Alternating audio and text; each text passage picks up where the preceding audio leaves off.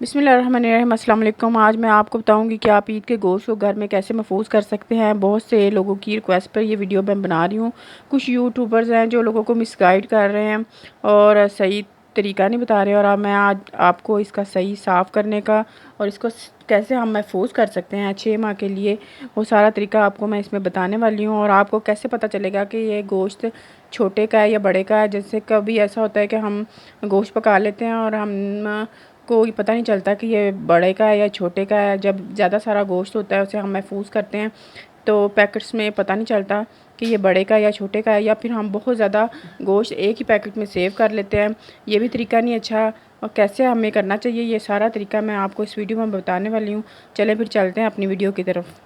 सबसे पहले हम किसी खुले बर्तन में मटन का गोश्त को डाल देंगे और इसकी जो है सफाई करेंगे। अभी हम इस टाइम पे पानी नहीं डालेंगे, इसे ऐसे ही हम गोश्त को अच्छी तरह से साफ़ करेंगे। इसमें जितनी भी चर्बी वगैरह लगी हुई है इसको हमने ना अच्छी तरह से साफ़ कर देनी है, और इसको गोश्त को ना अच्छी तरह से हमने नीट कर लेना है ताकि हमें बाद में आसानी रहेगी। ये मैं इसके ऊपर से सारी जो चर्बी है ना इसकी देख देख के सारी उतार दूँगी और गोश्त को साफ़ कर दूँगी। ये देखें कितनी अच्छी तरह से ये चर्बी उतार दी गई है। और ये जो है ना बोटियाँ, इसको मैंने छोटी भी कर दी हैं। जो ज़्यादा बड़ी होती हैं उनको आप 2 हिस्सों में कर सकते हैं। चलें, ये देखें कितनी अच्छी तरह से साफ़ हो गया है, सारी चर्बी उतर गई है। इसके ऊपर देखें बाल लगे होते हैं। ये जो मटन होता है ना इसके ऊपर बकरे के बहुत ज़्यादा बाल लगे होते हैं, इसलिए हमने अब इसे अच्छी तरह से वॉश करना है। वॉश करने से पहले हम इसमें पहले इसी बर्तन में पानी डाल देंगे। पानी इतना डालेंगे कि ये अच्छी तरह से जो गोश्त है ना इसमें डिप हो जाए। अब मैंने इसको नल को कर दिया बंद। अब इसमें थोड़ा सा 2 चम्मच मैं इसमें सिरका डाल दूँगी। सिरके की जगह पे आप इसमें आटा भी डाल सकते हैं, पर वो आटा जो है ना बहुत ज़्यादा ज़ाया करने वाला, रिस्क ज़ाया करने वाली बात है। ज़्यादा बेहतर है कि आप इसमें सिरका ही डाल दें।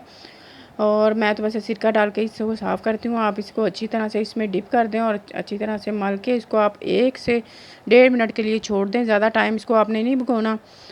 ये देखें अब इसको तकरीबन 1.5-2 मिनट हो गए हैं। अब मैं इसमें दोबारा से मैंने खोल लिया टूटी, और ये पानी इसमें जा रहा है। इसको अच्छी तरह से मैं इसको मलूँगी और इसको साफ़ करूँगी और देखूँगी कि इसके ऊपर कोई भी बोटी के ऊपर बाल वगैरह ना रहे। ये एक मैंने स्ट्रेनर लिया है, इसको मैंने अच्छी तरह से धो लिया है। अब इसके अंदर आपने डालना और एक एक करके आपने एक एक बोटी को अच्छी तरह से धोना है, और इसके ऊपर से बाल देखना कि कोई बाल ना रह जाए, और अच्छी तरह से इसकी सफाई करनी है।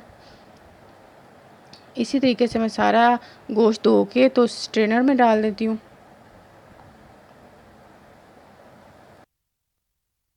कुछ लोग होते हैं जो बकरा ईद का गोश्त बिल्कुल भी नहीं खा सकते, उनको इसमें से स्मेल आती है, लेकिन ये सिरके की वजह से ना इसमें स्मेल बिल्कुल ख़त्म हो जाएगी। अच्छी तरह से ये साफ़ हो जाएगा। जो खून होता है इसमें रह जाता है, धोने के बावजूद खून टपकता रहता है। ये सिरका लगने की वजह से इसका खून बिल्कुल ख़त्म हो जाएगा और ये बिल्कुल अच्छी तरह से साफ़ हो जाएगा। मैंने जैसे इसको अच्छी तरह से एक एक बोटी को अच्छी तरह से साफ़ किया, इसी तरीके से आप भी अच्छी तरह से साफ़ कर लें और ज़्यादा से ज़्यादा मल के इसको धोएं ताकि इसमें किसी किस्म की गंदगी या बाल वगैरह ना रहे। अब ये गोश्त को मैंने अच्छी तरह से धो लिया है, इसको स्ट्रेनर में डाल लिया है, और इसको आपने अच्छी तरह से फैला के इसको स्ट्रेनर में आपने ना 10 से 15 मिनट के लिए इसको छोड़ देना है ताकि जो इसका पानी अच्छी तरह से ड्रेन हो जाए। अब मैंने एक शॉपर लिया है, ये देखिए पिंक कलर का शॉपर है, बिल्कुल नया और साफ़ सुथरा आपने शॉपर लेना। पुराना शॉपर आपने यूज़ नहीं करना, या कोई भी बैग हो, कोई दूसरा बैग हो, आप वो भी यूज़ कर सकते हैं।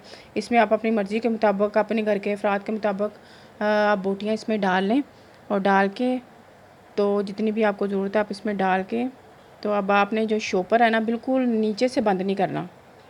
इसको सही तरीका यहाँ से आपने बंद नहीं करना। ये बड़ी ज़्यादा स्पेस लेता है फ्रीज़र में, आपने इसको ऊपर से बंद करना है। शॉपर आपने बड़ा लेना है, छोटा सा शॉपर नहीं लेना। शॉपर गोश्त से तकरीबन डबल हो। अब आपने इसको अच्छी तरह से फैला लेना है, इस तरीके से अच्छी तरह से फैलाना है। इसकी हवा बिल्कुल निकल चुकी है, ये देखें। इसी तरीके से आपने ऐसे दबा दबा के और जो शॉपर है ना अपने फ्रीज़र में रखने। अगर आपने बीफ सेव करना है तो आप बीफ के लिए वाइट शॉपर का इस्तेमाल करें, और मटन के लिए आप पिंक या कोई और कलर का शॉपर इस्तेमाल करें। ये पहचान रहेगी आपको कि बीफ कौन सा है और मटन कौन सा है, और आपको इसमें कन्फ्यूजन नहीं होगी। तो अगर आपको मेरी वीडियो पसंद आई है तो मेरे चैनल को सब्सक्राइब कर लें और लाइक भी ज़रूर करें। मिलते हैं अगली वीडियो में। अल्लाह हाफिज़।